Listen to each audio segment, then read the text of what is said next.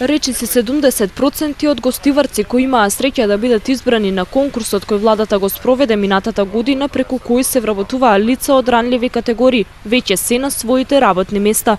Наскоро се очекува да започнат со работа и преостанатите нововработени. Со одлука на владата на Република Македонија да се помогне на социјално ранливите категории, се донесе одлука да јавното предпријатие Македонски шуми ја спроведе оваа акција.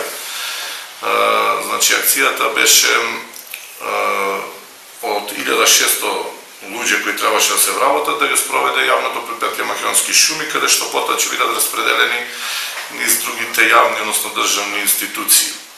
До овој момент дел од вработените се веќе почнати на работа, дел се прибираат тие технички податоци за да ги примиме, односно да видиме, не знаеме ни точна бројка колку во подружницата Шара Гостивар ќе почнат со работа од овие социјално рандливи категории кои се веќе примени на работа.